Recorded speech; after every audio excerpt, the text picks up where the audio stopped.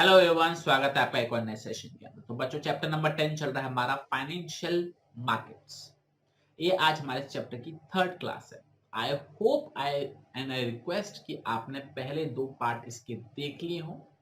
अगर आपने नहीं देखे हैं तो प्लीज पहले आप उनको देखिएगा, तभी आपको ये वाला जो सेशन है वो समझ में आएगा। तो आई रिक्वेस्ट पहले वो दो पार्ट देखिए, आपको प्लेलिस्ट सेक्शन में मिल जाएंगे। Class 12 business studies chapter number 10 financial market part 1 part 2 वो आपको मिल जाएगा। उसके बाद आप इस टॉपिक पर आइएगा तो मजा आएगा पढ़ने में। तो चलिए बच्चों, स्टार्ट करते हैं अपना चैप्टर नंबर, कंटिन्यू करते हैं chapter number 10 financial market. Okay बच्चों, अभी तक हम ये तीन टॉपिक बेसिकली कर चुके हैं। Introduction, concept of financial market, functions of financial market. Money market का कॉन्सेप्ट हमने लास्ट क्लास के अंदर देख लिया था। मनी मार्केट का मतलब बताया था ना, short term money market instrument, highly liquid होता है, क्लोज सब्स्टिट्यूट ऑफ मनी होता है। कुछ नहीं याद आ रहा, कोई बात नहीं, पहले पढ़ना, पहला वाला पार्ट देखना, आपको अच्छे से क्लियर हो जाएगा। अभी मैं रिवाइज करवाऊंगा। और आज ये हम fifth topic that is money market instrument, इसको भी कंप्लीट कर लेंगे। लास्ट क्लास के अंदर हमने इसके दो पार्ट्स देखे थे, आज हम इसके अंदर तीन पार्ट्स देखेंगे और ये वाला टॉपिक हमारा आज कंप्लीट हो जाएगा। ओके बच्चों, तो सबसे पहले बात करते हैं छोटा सा रिवीजन। मनी फाइनेंशियल मार्केट का मतलब क्या होता है? एक ऐसा मार्केट जहां पर हम फाइनेंशियल एसेट्स को खरीदते हैं और बेचते हैं, क्रिएट करते हैं, एक्सचेंज करते हैं, उससे हम क्या बुलाते हैं? फाइनेंशियल मार्केट बुलाते हैं। क्रिएशन का मतलब क्या होता है? फर्स्ट टाइम इश्यू करना। और एक्सचेंज का मतलब क्या होता है? एग्जिस्टिंग सिक्योरिटीज को खरीदना बेचना। फाइनेंशियल इंटरमीडिएशन का मतलब होता है एलोकेशन करना, सेवर से लेकर पैसा इन्वेस्टर्स को देना, इसको बुलाया जाता है फाइनेंशियल इंटरमीडिएशन। और एलोकेशन का मतलब क्या होता है? Mobilisation of savings and channelising them into most productive uses. Clear? Okay. इसके बाद हमने पढ़ा था बच्चों फाइनेंशियल मार्केट के फंक्शंस क्या हैं। तो चार फंक्शंस थे। पहला वही mobilisation of savings and channelising them into most productive uses, मतलब सही जगह से पैसा लो, सही जगह पे पैसा लगा दो। दूसरा हमने क्या देखा? प्राइस डिस्कवरी, डिमांड सप्लाई से फाइनेंशियल एसेट के प्राइस पता लगते हैं। तीसरा, हमारा एफर्ट, टाइम और मनी तीनों सेव होता है, क्योंकि बायर को सेलर और सेलर को बायर ढूंढने में टाइम नहीं लगता। और फोर्थ हमने क्या देखा था? लिक्विडिटी प्रोवाइड करता, मतलब इजीली कैश में कन्वर्ट हो जाता है। क्लियर? ओके। इसके बाद हमने पढ़ा था मनी मार्केट को हम, या सॉरी, फाइनेंशियल मार्केट को हम टाइम बेसिस में दो पार्ट्स में क्लासिफाई कर सकते हैं। एक होता है हमारा मनी मार्केट, जिसको मैंने ब्रैकेट में आपको शॉर्ट टर्म लिखवाया था। एक हमारा कैपिटल मार्केट, जिसके ब्रैकेट में आपको लॉन्ग टर्म लिखवाया था। शॉर्ट टर्म का मतलब होता है less than 1 year, long term का मतलब होता है मोर देन 1 ईयर। ओके। तो मनी मार्केट का मतलब क्या होता है? तो मनी मार्केट एक ऐसा मार्केट है जिसके अंदर हम पैसा या फिर मॉनेटरी एसेट्स हम एक साल तक के लिए या एक साल की मैच्योरिटी वैल्यू में डील कर सकते हैं। ये बहुत ज्यादा क्लोज सब्स्टिट्यूट होता है मनी के, मतलब ये इसको इजीली पैसे में कन्वर्ट किया जा सकता है या फिर इसको पैसों की तरह ट्रीट भी किया जा सकता है। अगर आपने स्कैम 1992 देखी हुई है तो इसके अंदर आपको पता लग जाएगा कि पेपर्स को लेके सौदा बहुत ज्यादा हो जाता है। ये बहुत ज्यादा लो रिस्क वाले होते हैं। ठीक है, इसमें पैसे डिफॉल्ट के रेट ज्यादा नहीं होते हैं, लो रिस्क होता है इसके अंदर। ये अनसिक्योर होता है, बदले में आपको कोई सिक्योरिटी वगैरह नहीं रखवानी होती। ये हाईली लिक्विड होते हैं। क्लियर? ओके। इसके अलावा इसकी कोई लोकेशन नहीं होती, मनी मार्केट की कोई लोकेशन नहीं होती। आप अपने ऑफिस वगैरह से कर सकते हो। मनी मार्केट नाम की कोई जगह नहीं होती है।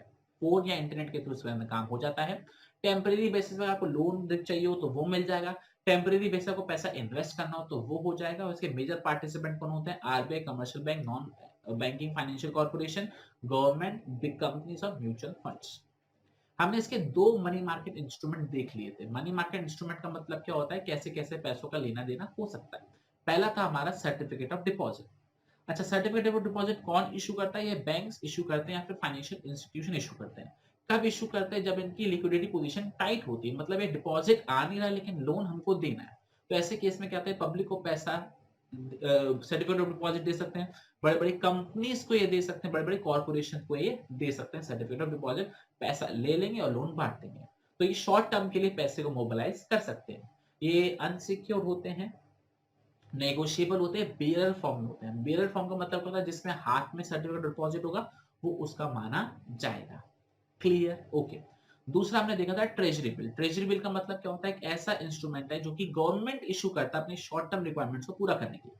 ये इशू आरबीआई करता है on the behalf of government. इसका दूसरा नाम क्या है? Zero coupon bonds. ठीक है, ये इशूड होते हैं डिस्काउंट पर और रिडीम होते हैं या फिर रीपेमेंट होता है इसका पार पर। ये चीज क्लियर हो गया? ओके, यहाँ तक वो पता लग गया। हाँ, और लास्ट पॉइंट जो इसके अंदर इंपॉर्टेंट था वो क्या था? ये कि ये 25,000 या 25,000 के मल्टीपल पे ही हो सकता है। मतलब अगर आपके पास 20,000 रुपए हो तो आप इसको नहीं खरीद पाओगे, और आपके पास 40,000 रुपए हो तो आप 25,000 का एक खरीद पाओगे और बाकी और कुछ नहीं खरीद पाओगे। और जो डिफरेंस होता है डिस्काउंट का और पार पर रिडीम होने का, उस पोर्शन को हम इंटरेस्ट या फिर डिस्काउंट भी बोल देते हैं। क्लियर? तो बच्चों ये था हमारा अभी तक के 2 पार्ट का मिनी रिवीजन। आज चालू करते हैं आज की क्लास को और कंप्लीट करते हैं हमारे मनी मार्केट इंस्ट्रूमेंट। ओके बच्चों, जो तीसरा मनी मार्केट इंस्ट्रूमेंट हम पढ़ने वाले हैं वो है हमारा कमर्शियल पेपर। ओके अच्छा बच्चों, सबसे पहले बात करते हैं कमर्शियल पेपर इशू कौन करता है। जैसे हमको ट्रेजरी बिल पता है गवर्नमेंट इशू करती है, सर्टिफिकेट ऑफ डिपॉजिट हमको पता ही कौन इशू करता है, कमर्शियल बैंक या फाइनेंशियल इंस्टीट्यूशन इशू करता है। एक कमर्शियल पेपर कौन इशू करता है? तो कमर्शियल पेपर जो है इशू करते हैं कौन? Large and credit worth companies. Large and credit worth company मतलब लार्ज और वो कंपनी जिस पर हम भरोसा करते हैं कि हाँ इनको उधार दिया जा सकता है, वो कंपनी इशू करती है। क्यों इशू करती है? अपनी शॉर्ट टर्म फंड्स को फुलफिल करने के लिए, अपनी शॉर्ट टर्म रिक्वायरमेंट को फुलफिल करने के लिए at lower interest rate than the market rate. मतलब ये कि सस्ते रेटों पर, क्योंकि ये 2 महीने 3 महीने के लिए लेते हैं, मैक्सिमम 1 साल के लिए लेते हैं, ठीक है ना। तो ऐसे केस में बैंक से लोन लेने जाएंगे तो बैंक बहुत ज्यादा लोन दे देगा, मांग लेगा। या फिर आप मार्केट से पैसा उठाना जाओगे 1 साल के लिए तो बहुत ज्यादा रेट पे बहुत ज्यादा खर्चा हो जाएगा मार्केट से पैसा उठाने में। तो ये पब्लिक से पैसा उठा लेते हैं क्या? सस्ते रेटों पे इन कंपैरिजन टू बैंक का लोन या फिर मार्केट का रेट।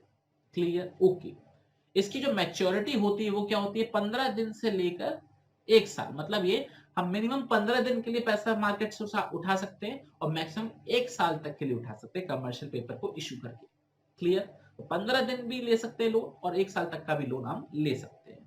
क्लियर? ये भी डिस्काउंट पर इशू किया जाता है और पार पर रिडीम किया जाता है। मतलब वही सेम चीज ये सस्ते में देंगे और एमआरपी पर वापस चीज खरीद लेंगे। आपको ये चीज क्लियर हो गई?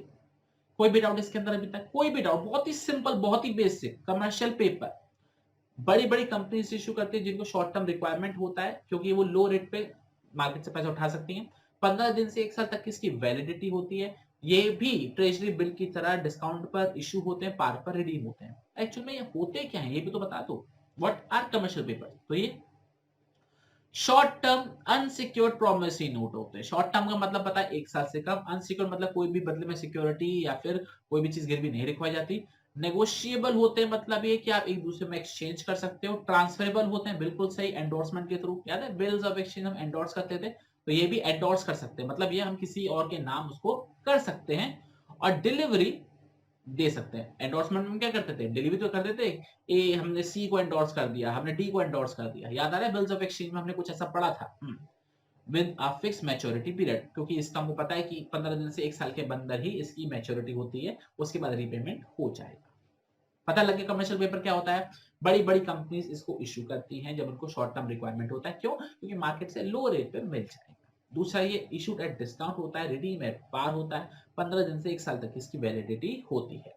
अच्छा एक चीज जो यहाँ पे लिखी हुई है, the issuance of commercial papers is an alternative to bank borrowing for large companies generally considered to be financial strong. मतलब ये जो कंपनी बहुत ज्यादा फाइनेंशियली स्ट्रांग है, ठीक है, बट उनको बैंक से लोन नहीं चाहिए। बैंक से लोन क्यों नहीं चाहिए? क्योंकि एक तो कम टाइम के लिए चाहिए, 1 साल तक के लिए चाहिए, और प्लस ये कि बैंक जो है वो बहुत ज्यादा रेट ऑफ इंटरेस्ट चार्ज करता है। तो ऐसे केस में जो बड़ी बड़ी कंपनियां होती हैं, लार्ज कंपनियां होती हैं, ये बैंक के बदले में पब्लिक से लोन ले लेती हैं bye issuing commercial paper. Clear? कोई डाउट? तो ये उनके लिए ऑल्टरनेटिव ऑप्शन हो जाता है कि हाँ भी पब्लिक से लोन ले लो, बैंक से लोन मत लो। क्लियर? ओके आगे चीज उन्होंने जो लिखी हुई है वो इंपॉर्टेंट है, वो हम पढ़ेंगे। ओरिजिनल पर्पस क्या होता है कमर्शियल पेपर इशू करने का? कि उन्हें शॉर्ट टर्म रिक्वायरमेंट को फुलफिल कर पाए। शॉर्ट टर्म मतलब जैसे पीक सीजन होता है तो पीक सीजन में पैसा थोड़ा ज्यादा चाहिए होता है तो उसके लिए हो सकता है, या फिर वर्किंग कैपिटल मतलब जो डेली बेसिस के जो खर्चे होते हैं वो फुलफिल करने हो तो भी हम कमर्शियल पेपर इशू कर सकते हैं। क्लियर? कोई भी डाउट हो तो बताओ फटाफट से। ओके अच्छा एक चीज जो बहुत ही इंपॉर्टेंट है इसके अंदर वो है डेफिनेशन। वो किस चीज की डेफिनेशन है? Bridge financing. ध्यान रखना ब्रिज फाइनेंसिंग, ये डेफिनेशन मुझे इसलिए याद है क्योंकि जब मैं क्लास 12 में था तो एग्जाम में ये आया था क्वेश्चन और मुझे इसकी डेफिनेशन बिल्कुल नहीं आती थी। ब्रिज फाइनेंसिंग का मतलब क्या होता है? तो मैं लिखकर आ गया था कि ब्रिज बनाने के लिए जो फाइनेंस चाहिए होता है उसको हम ब्रिज फाइनेंसिंग बोलते हैं। तो टीचर ने मेरे कान पे एक रख दिया था। तो इसलिए मुझे डेफिनेशन तब से मैं नहीं बोला। क्या होता है ब्रिज फाइनेंसिंग का मतलब, जरा समझते हैं। देखो बच्चों, हमको पता है कंपनी मार्केट से पैसा डिबेंचर इशू करके भी पैसा रेज कर सकती है और शेयर्स इशू करके भी पैसा रेज कर सकती है। मुझे एक बात बताओ, क्या हम छत पे खड़े होकर चिल्लाते हैं कि शेयर्स इशू खरीद लो, मेरे डिबेंचर्स खरीद लो, या फिर हमको एडवर्टाइजमेंट कराना पड़ता है, हमको बड़े बड़े कंपनीज की हेल्प लेनी पड़ती है, बैंक्स की हेल्प लेनी पड़ती है, तब जाकर हमारे पास पैसा आता है पब्लिक से। सारा प्रोसेस करना पड़ता है।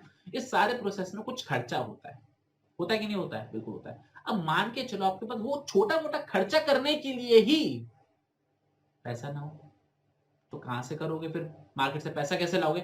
आप मार्केट से पैसा रेस करना चाहते हो, मान के चलो 100 करोड़ रुपए, लेकिन आपके पास 1 करोड़ भी नहीं है एडवर्टाइजमेंट का खर्च करने के लिए, तो कहां से मार्केट से पैसा 100 करोड़ का ला पाओगे? एडवर्टाइजमेंट करोगे तो पैसा आएगा ना। तो एडवर्टाइजमेंट करने के लिए आपको 1 करोड़ चाहिए, तो वो 1 करोड़ का पैसा आप कमर्शियल पेपर के थ्रू आप शॉर्ट टर्म के लिए पब्लिक से ले सकते हो। फिर जब 100 करोड़ रुपए मार्केट से आ जाएंगे, तब आप 1 करोड़ का रीपेमेंट कर देना।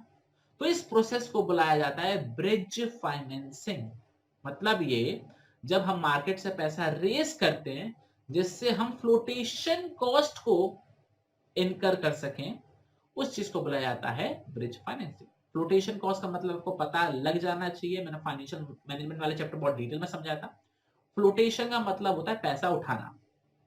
आई रिपीट, फ्लोटेशन का मतलब होता है मार्केट से पैसा उठाना, चाहे शेयर्स के थ्रू उठाओ चाहे डिबेंचर्स के थ्रू उठाओ।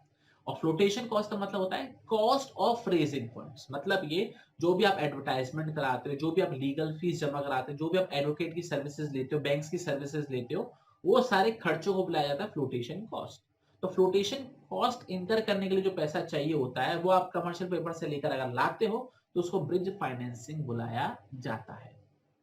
आई होप बच्चों को ये पॉइंट अच्छे से क्लियर हो गया होगा कि ब्रिज फाइनेंसिंग क्या है। तो लिखा हुआ है, funds raised through commercial paper are used to meet the flotation cost. This is known as bridge financing. Clear? कोई भी डाउट? पक्का? ओके, आगे बढ़ते हैं। तो ये हमारा कमर्शियल पेपर हो गया। फोर्थ, बहुत ही सिंपल, बहुत ही basic, that is call money. Call money, call से पता लग रहा है कॉल पर पैसा बुलाया जा रहा है। कॉल मनी क्या है जरा समझते हैं। बच्चों, हमको एक चीज पता है, कैश रिजर्व रेशियो पता है? कैश रिजर्व रेशियो हमने एक मैक्रो इकोनॉमिक्स में मनी एंड बैंकिंग चैप्टर में पढ़ा था कि आरबीआई की एक लीगल रिक्वायरमेंट है कि हर बैंक को अपने पास कुछ ना कुछ कैश एट अ टाइम हमेशा रखना पड़ेगा, कि इनकेस कभी इमरजेंसी आती है तो आप वो कैश से अपना रीपेमेंट वगैरह, अपना खर्चा वगैरह चला सकते हो। तो उस मिनिमम रिक्वायरमेंट को क्या बुलाया जाता है? Cash reserve. तो आपको मिनिमम कैश रिजर्व रखना पड़ेगा, और उस परसेंटेज को बुलाया जाता है कैश रिजर्व रेशियो। तो RBI has a legal requirement on all the banks so that they have to maintain a minimum percentage of cash all the time। नहीं, all the time मतलब आज का नहीं, पूरा महीना पूरा साल रखना ही उनको पड़ेगा। उस रिक्वायरमेंट को बुलाया जाता है कैश रिजर्व रेशियो। अब कभी कभार होता क्या है कि कुछ हमारे जो अकाउंट होल्डर्स होते हैं वो ज्यादा पैसा रेज करने के लिए आ जाते हैं। मान के चलो बैंक में पर्सन आया, बैंक में एक दिन हमारे पास ऐसे 5-6 बंदे आए जिन्होंने अप्रोक्सीमेटली 1 करोड़ रुपए कैश विड्रॉ करके ले गए। हो सकता है ना, कोई 10 लाख लेने आया, कोई 5 लाख लेने आया, सिर्फ बहुत सारे लोग आए और वो 1 करोड़ से ज्यादा कैश लेके चले गए। ऑब्वियस सी बात है, कस्टमर है, तुमको देना तो पड़ेगा। लेकिन हुआ कि आपके पास कैश कम हो गया, और इतना कम हो गया कि आपका पास कैश रिजर्व मेंटेन करने के लिए तक पैसा नहीं था। बाकी कस्टमर तो बहुत दूर की बात, आपके पास कैश रिजर्व मेंटेन करने के लिए पैसा नहीं था। तो ऐसे केस में आप क्या करते हैं, आप दूसरे बैंक मैनेजर को फोन घुमाते हैं, फोन घुमाते हैं, और उन फोन से उनको बोलते हैं कि आप हमको कैश दे दीजिए, ठीक है, आप हमारे ब्रांच में कैश भिजवा दीजिए, हम आपसे लोन ले रहे हैं थोड़े टाइम के लिए। और थोड़ा टाइम का मतलब होता है 1 दिन से 15 दिन, ध्यान रखना 15 दिन के अंदर पैसा लौटाना पड़ता है। तो 1 दिन से 15 दिन के लिए, मतलब हम कुछ घंटों के लिए भी लोन लेते हैं, मालूम है आपको, कुछ घंटों के लिए भी लोन लेता है बैंक दूसरे बैंक से। तो हम मिनिमम 1 दिन से लेके 15 दिन तक के लिए हम उनसे लोन ले लेते हैं और बाद में उसको चुका देते हैं, just to maintain cash reserve ratio. Example के तौर पे मान के चलो बैंक की क्लोजिंग होती है शाम को 5 बजे, और मान के चलो 3 बजे हमारे पास कैश खत्म हो गया या रिजर्व से नीचे हो गया, तो हम 2 घंटे के लिए बुलाएंगे उससे कि हमको पैसा दे दे, कल सुबह हम आपको पैसा लौटा देंगे। तो देख रहे हो, with in less than 24 hours में पैसा रीपे भी कर रहे हैं, तो कुछ घंटों के लिए भी लोन लिया जा सकता है। क्लियर? कोई भी डाउट हो उसमें कॉल मनी में तो बताओ फटाफट से। रीड करें क्या लिखा हुआ है। कॉल मनी, एक second. Call money is a short term finance repayable on demand. ध्यान रखना, जब बैंक बोलेगा पैसा वापस करो तो करना पड़ेगा। Maturity period of 1 day to 15 days, use for inter bank transaction. ध्यान रखना, कॉल मनी जो है सिर्फ दो बैंकों के बीच में ही होती है। एक दिन से 15 दिन के अंदर पैसा रिपेमेंट हो जाता है। और उन्होंने देखो कहानी लिखी हुई है, commercial bank have to maintain a minimum cash balance known as reserve cash reserve ratio. RBI changes reserve ratio from time to time, कभी 5%, कभी 6%, कभी 10%। बैंक जो है टाइम टू टाइम बदलता रहता है, ठीक है। Which in turn effects the amount of funds available to the given bank as loan by commercial bank. मतलब ये जब ये परसेंटेज बदलती रहती है तो फिर आपको पैसा रखने का रिक्वायरमेंट भी बदलता रहता है। तो ऐसे केस में कभी लोन ज्यादा दे दिया, कभी लोन कम दे दिया, तो कैश की जो फ्लक्चुएशन होती है वो ज्यादा हो जाती है। तो कॉल मनी क्या है? तो कॉल मनी एक मेथड है जिसके थ्रू बैंक एक दूसरे बैंक से पैसा रेज करता है, जिससे वो कैश रिजर्व रेशियो को मेंटेन कर सके। जैसे मान के चलो हमने लोन दे दिया, हमारे पास कैश ही नहीं बचा, कोई कैश विड्रॉ करके चला गया, हमारे पास कैश ही नहीं बचा, तो हम दूसरे बैंक को फोन करेंगे, उससे पैसा मंगाएंगे और उसको रिजर्व को मेंटेन कर लेंगे। और यहाँ पर एक इंटरेस्ट रेट पे करा जाता है। ऑब्वियसली बात है, आप लोन लोगे तो इंटरेस्ट पे करना पड़ेगा। वहां पे इंटरेस्ट रेट को इंटरेस्ट रेट ना बोल के कॉल रेट बोला जाता है। मतलब ये, हम लोन लेते हैं तो उस पर इंटरेस्ट देते हैं, इंटरेस्ट रेट देते हैं, ठीक है ना, 10%, 9%। जब हम कॉल मनी लेते हैं तो उस पर हम कॉल रेट देते हैं। आया समझ में? बेसिक सा सिर्फ नाम का डिफरेंस है। लोन पर इंटरेस्ट देते हैं, कॉल मनी पे कॉल रेट देते हैं। क्लियर? बहुत बेसिक सी चीज है, इसमें तो कुछ नहीं है। हाँ, it is highly volatile rate. ध्यान रखना, कॉल रेट बहुत ही हाईली वॉलेटाइल होती है। मतलब ये हर दिन हर घंटे बदलती रहती है, क्योंकि आप 1 घंटे के लिए भी लोन लेते हो, कभी आप 4 घंटे के लिए लोन लेते हो, कभी आप 2 दिन के लिए लोन लेते हो, कभी आप 15 दिन के लिए लोन लेते हो। तो बैंक फिर उसी हिसाब से अपनी इंटरेस्ट रेट बदलती रहती है। ये चीज है ना, ये कॉल रेट है, कभी 10%, कभी 5%, कभी 3% बदलती रहती है। It is highly volatile rate, varies from day to day and sometimes even from hour to hour. मतलब दिन पे दिन बदल सकती है, आज अलग है, कल अलग है, परसों अलग है, फिर सुबह लगती है तभी अलग है, ऐसा भी हो सकता है। क्लियर? ओके। और लास्ट इन्होंने एक रिलेशनशिप बताया। क्या रिलेशनशिप बताया? अगर कॉल रेट ज्यादा हो जाए, आई रिपीट, अगर कॉल रेट ज्यादा हो जाए तो बैंक क्या दूसरे बैंक से पैसा बुलाएगा? नहीं बुलाएगा, वो दूसरी जगह पे जाएगा, वो commercial paper certificate of deposit की तरफ जाएगा। तो वही चीज उन्होंने यहाँ पे लिखी हुई है कि अगर कॉल रेट्स इंक्रीज हो जाए तो एक बैंक दूसरे बैंक से लोन लेगा तो उसे महंगा पड़ेगा, क्योंकि इंटरेस्ट रेट ज्यादा है, तो दूसरी तरफ जाएगा। दूसरी तरफ मतलब वो कमर्शियल पेपर इशू करने की कोशिश करेगा, वो सर्टिफिकेट ऑफ डिपॉजिट इशू करने की कोशिश करेगा, जिससे उसके पैसों की रिक्वायरमेंट पूरी हो जाए।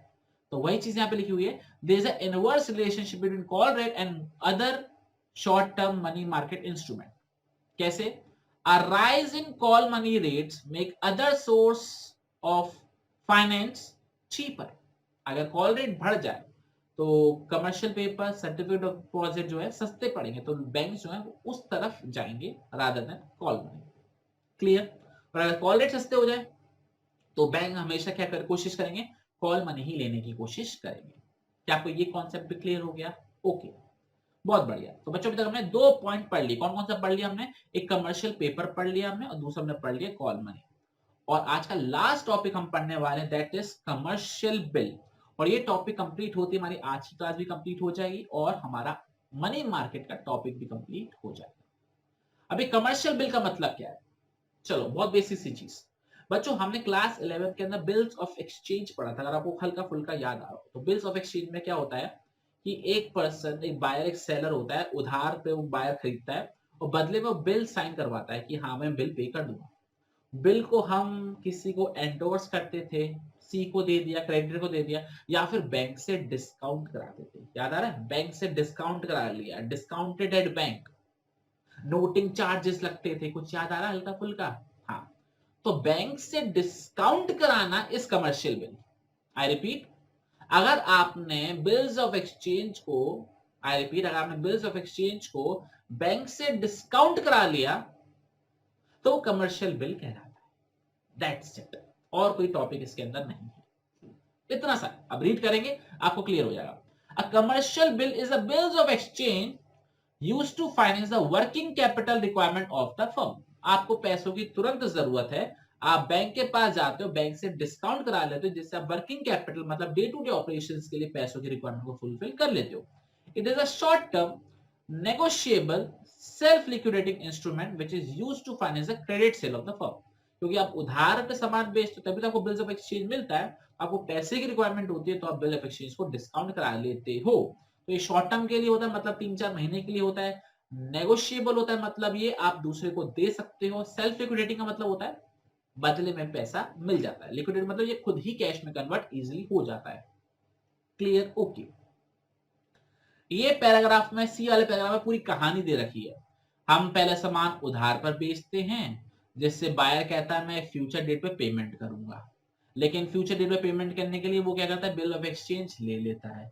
फिर जो बिल ऑफ एक्सचेंज है वो सेलर देता है, ड्रॉअर उसको एक्सेप्ट कर लेता है। उसके बाद वो बिल ऑफ एक्सचेंज बन जाता है। कहानी 11th की कहानी है, इसको रेलेवेंट है, याद करने की जरूरत नहीं है। जो डी पॉइंट है वो मुद्दे का। The bill can be discounted with a bank.